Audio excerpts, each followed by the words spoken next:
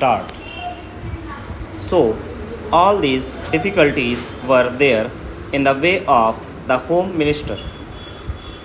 But I find that by this sweet persuasion, he has been able to win over all the chief ministers who, in the conference immediately preceding the last one, agreed to it in principle, and in the subsequent conference they agreed to it.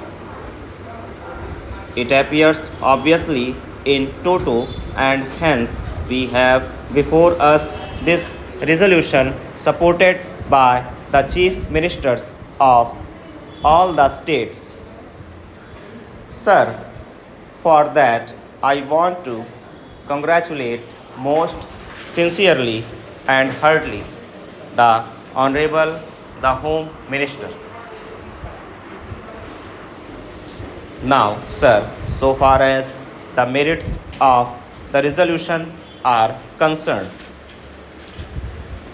I do not think it is necessary for me to elaborate on them because during the last 4 years or so, ever since the publication of the report of the States Reorganization Commission, many eminent men all over the country, eminent administrations, and persons who had experience of administration, including the retired comptroller and auditor general, were of the opinion that more all India services should be created.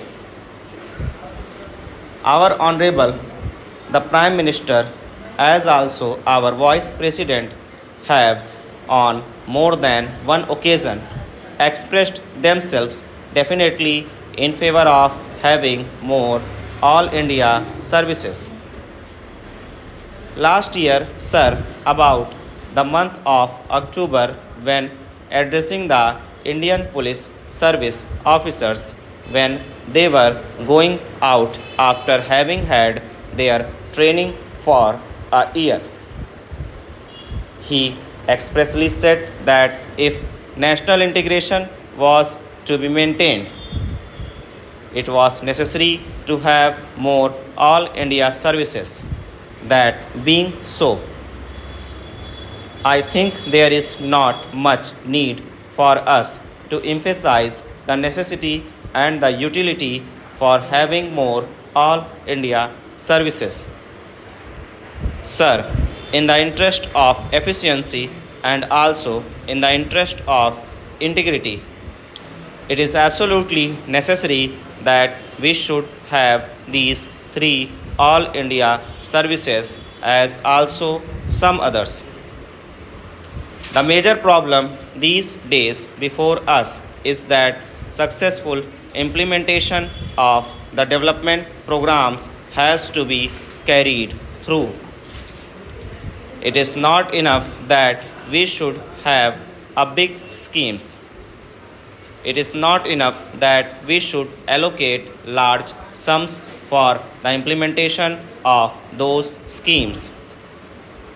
But it is necessary that we should have competent personnel to effectively implement our schemes so that in a short time we may be able to carry forward our country to economic prosperity all round.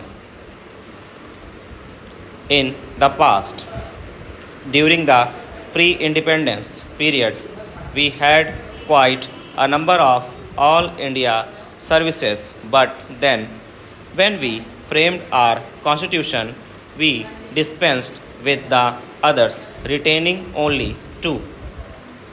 It appears to me that necessity has now arisen for reorganization of the all India services and to have more all India